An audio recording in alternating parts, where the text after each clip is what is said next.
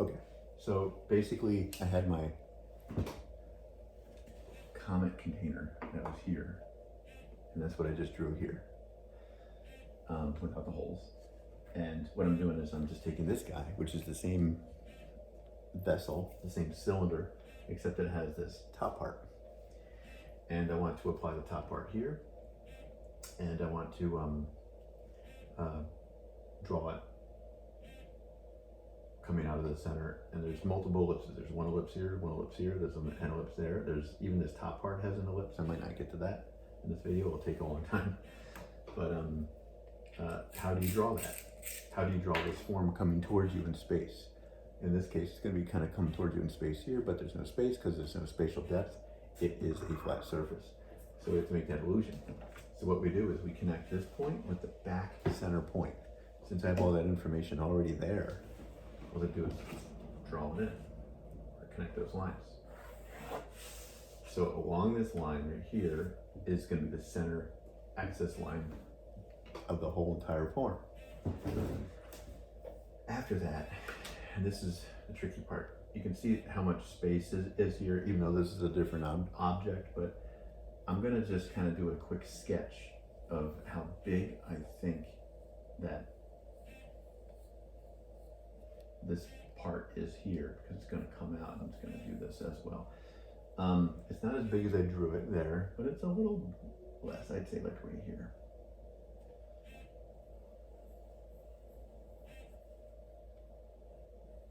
Yeah, okay. So you kind of see that I lightly got a sense of scale. I could measure the height of this and compare it to its height. I could do all that. But sometimes it's just nice to sketch to get the sense of scale, and then after you sketch it in, then you put it in with perspective. So I made my little dot here. I'm gonna lighten the lines that I just made. And then the original cross lines that you have here, you lightened them last time, you're going to use those. They're super easy. So what you do is you're going to take this point, you're going to run it over into the other side. And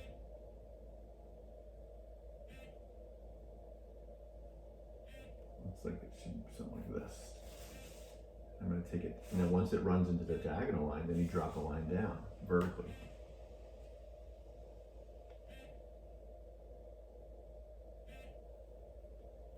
Once it runs into the diagonal line here, you run a line to the other side. Remember, it has to converge in that direction. And then I run a line up, and hopefully it meets right back where it started. And if not, it's a little off, so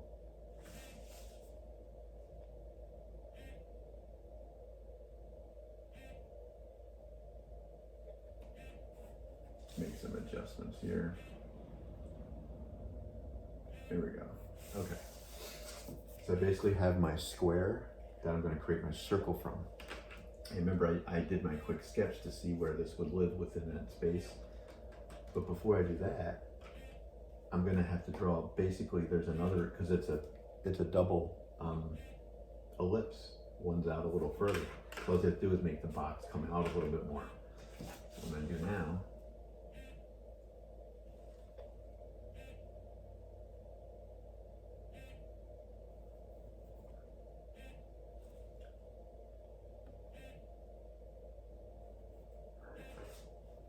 is I'm adding 3 lines. Basically have a box like this.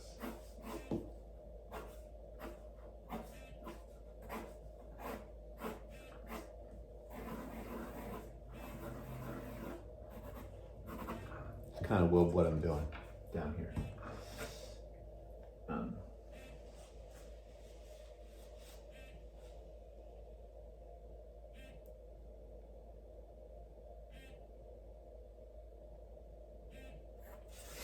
Now this is a tricky part because these lines right here, they all converge that way because they're parallel to that line.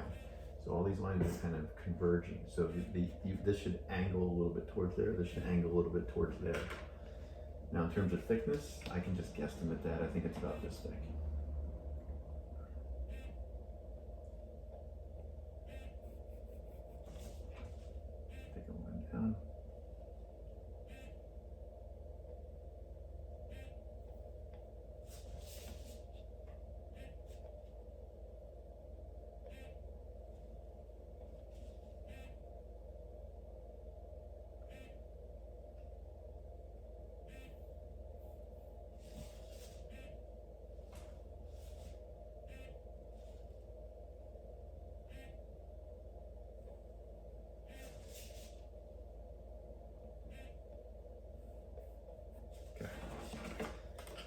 So you can kind of see that I made that little tiny, whatchamacallit. Now, you might say, this is crazy, this is so much work just for that little thing. Why can't I just wing it? Because it's so complicated. It's such this is mechanical drawing, analytical drawing. To draw this, how we're going about it, you have to go through this process. Otherwise, you're guessing the entire time. So what I'm gonna do is I'm just gonna erase all this stuff that's inside of these two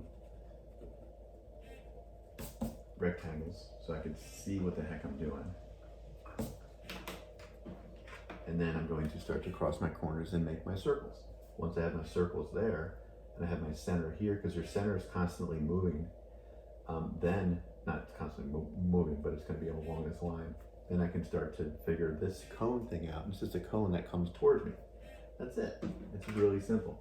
So, this guy, keep sharpening my pencil because I'm losing my lines.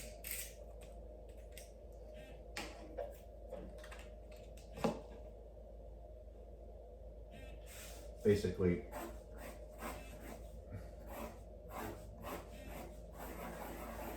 I'm doing this behind and in front. So it's going to take me a minute. So instead of me explaining myself, I'm just going to work.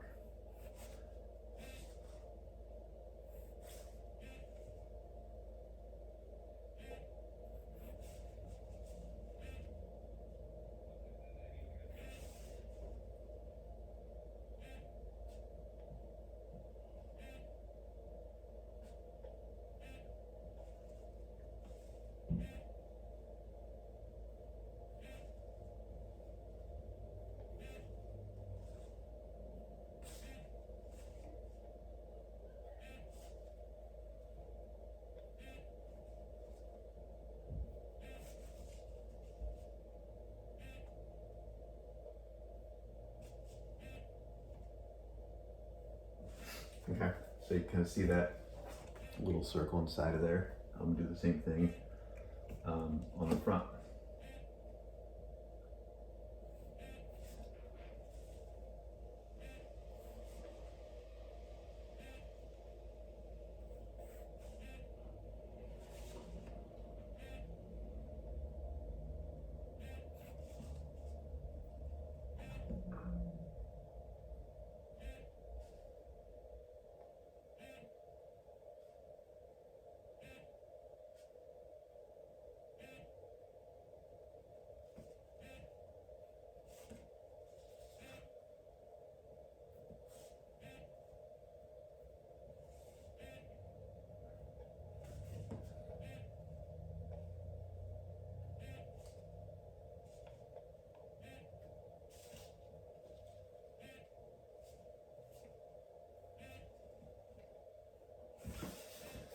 Oh, it is a lot of work. Once you have that, you're done. Of course, you can. Oh, this might help me. You can make those rounds here. Oh, this is so much easier.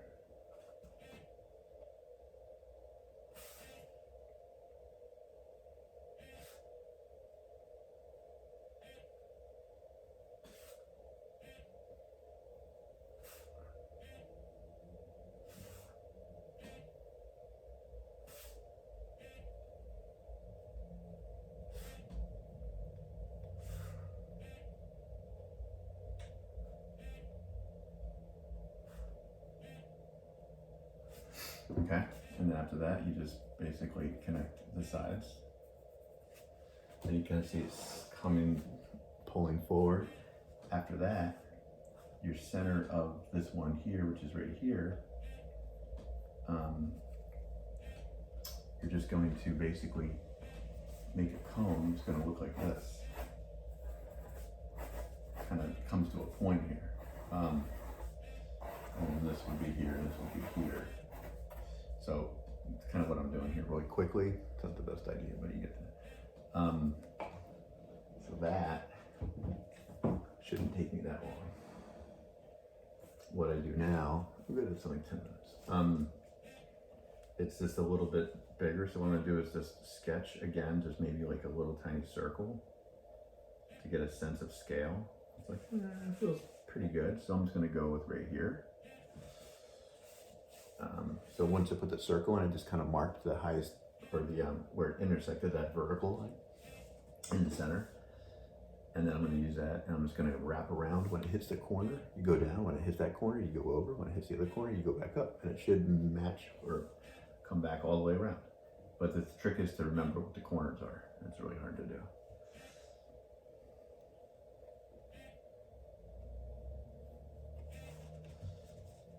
And in this case, because it's such a small circle, I'm not going to cross my corners and do all that stuff.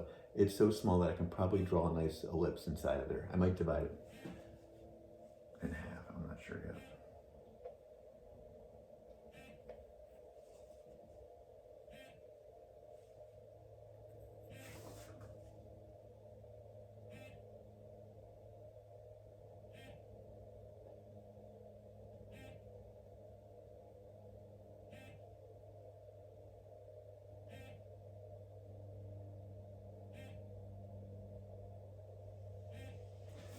In that case, I just drew the circle because it was so small. After that, this diagonal line that we have here that intersects the back center through the front center and continues on, that's going to be the center of this guy. And you know what I'm going to do? I'm going to draw this without the top, just for the moment, just keep things simple. And how long this is, I'd say it's about this long from the center. So I'm just going to mark a spot right there. And what I'm going to do is I'm just going to erase everything around it so you can kind of see what I'm doing. And honestly, I can just make a tiny circle right on that center line. I don't have to make a little box and any of that. I mean, I could, but if it was bigger, but in this case, I'm just going to connect this point, and I'm not even worried about the little indentations here. I'm drawing this as if it's just a perfect cone with a smooth surface. And I'm going to connect it back to the, slid on me.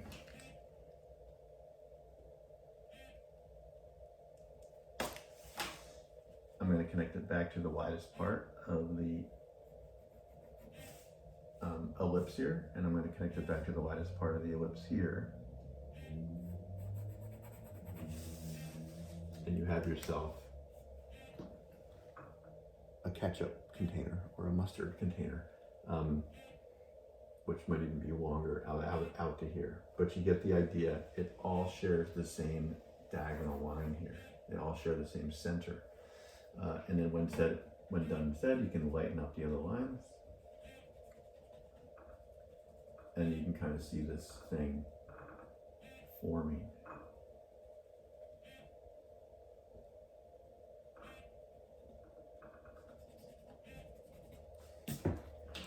And that's how you go about that drawing. Other than that, you'll be guessing the whole time. You're not going to get it in the viewpoint that you need it to be. You have to establish the hard part first, which is not the hard part, but the main volume of the form first, the vessel. And then you can add accessories on, like that thing, later on.